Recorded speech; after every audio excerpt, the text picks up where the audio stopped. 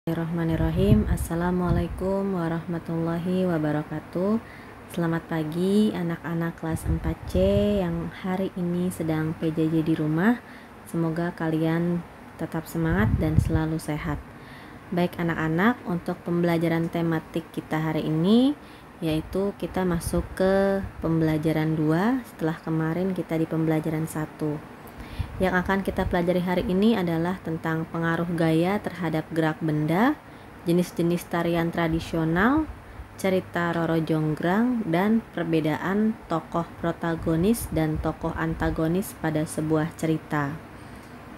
Nah, yang pertama yang mau guru bahas tentang pengaruh gaya terhadap gerak benda, yang mana yang sudah kita ketahui, jika semakin besar gaya yang diberikan pada suatu benda, geraknya akan semakin besar atau semakin jauh.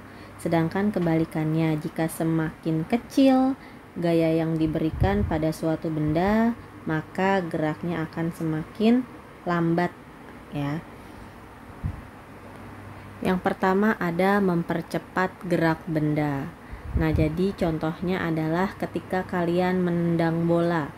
Saat kalian menendang bola, kalau kalian memberikan gaya yang besar, jadi bolanya ditendang dengan gaya yang besar atau dengan keras, maka bola itu pasti akan terlempar jauh atau melambung tinggi. Nah, sedangkan kalau memperlambat gerak benda itu, saat bola yang sudah ditendang, semakin lama bola tersebut pasti akan semakin lambat jalannya dan akhirnya berhenti. Nah, itu dipengaruhi juga oleh adanya gaya gesek. Yang ketiga ada mengubah arah gerak. Yang mana kalau kalian lihat pemain kasti itu saat bola dilemparkan ke arah pemain yang memukul, pasti pemain pemukulnya itu akan memukul bola hingga melambung jauh dan gerak bolanya itu pasti berubah arah, ya, bisa ke atas, bisa merata atau ke samping. Yang terakhir adalah menghentikan gerak benda. Jadi gaya juga dapat menghentikan gerak benda.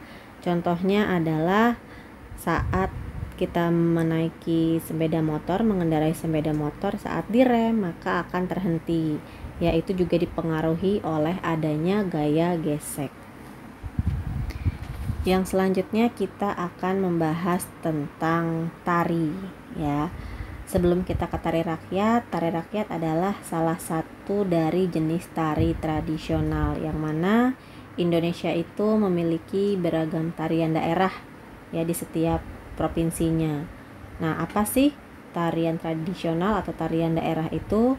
Tarian tradisional adalah tarian yang berkembang di suatu daerah secara turun-menurun, ya. Nah, salah satu jenis tarian tradisional adalah yang pertama ada yang namanya tari rakyat. Tari rakyat adalah tari tradisional yang lahir dari kebudayaan masyarakat lokal dan diwariskan secara turun-menurun. Jadi kalau tari rakyat itu adalah yang lahir dari kebudayaan masyarakat lokal, ya. Contohnya itu ada tari lengger, tari tayub, dan juga tari piring.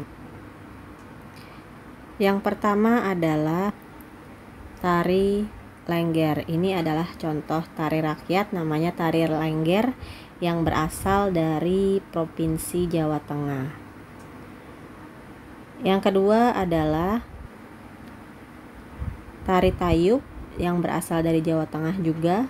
Dan yang ketiga ada tari piring, yang mana tari piring ini adalah tari yang berasal dari suku Minangkabau dari Provinsi Sumatera Barat. Lalu yang berikutnya ada tari klasik. Tari klasik adalah tari tradisional yang lahir dari lingkungan keraton dan diwariskan secara turun-menurun di keluarga bangsawan, ya.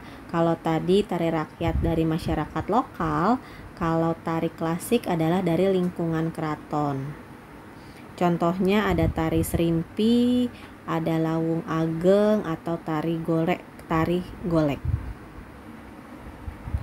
Nah, ini adalah contoh tari serimpi yang berasal dari daerah istimewa Yogyakarta. Lalu ada Lawung Ageng dan juga tari golek, yang mana ketiganya ini adalah salah satu jenis tarian tradisional yang berasal dari Yogyakarta. Lalu yang ketiga, yang terakhir adalah tari kreasi baru. Tari kreasi baru adalah tari klasik yang dikembangkan sesuai perkembangan zaman. Jadi tari kreasi baru itu diciptakan oleh para pakar tari. Nah, ini adalah salah satu contoh tari kreasi baru, yaitu tari merak yang berasal dari Jawa Barat.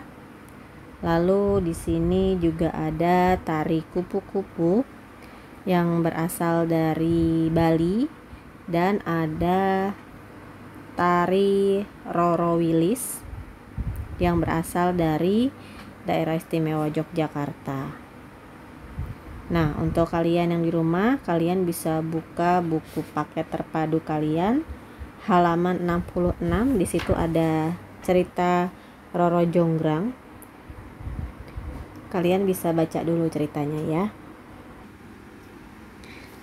Nah, di dalam sebuah cerita Roro Jonggrang itu terdapat tokoh protagonis dan juga tokoh antagonis, yang mana tokoh protagonis itu adalah tokoh yang memiliki sikap yang positif atau sikap yang baik, sedangkan kalau tokoh antagonis itu tokoh yang menyebabkan konflik atau bisa dibilang sebagai tokoh yang jahat. Nah, coba dari cerita Roro Jonggrang tadi, siapa yang termasuk tokoh protagonis dan siapa yang termasuk tokoh antagonis? Baik, cukup sekian materi hari ini. Mohon maaf jika ada kekurangan dalam penyampaiannya. Wassalamualaikum warahmatullahi wabarakatuh.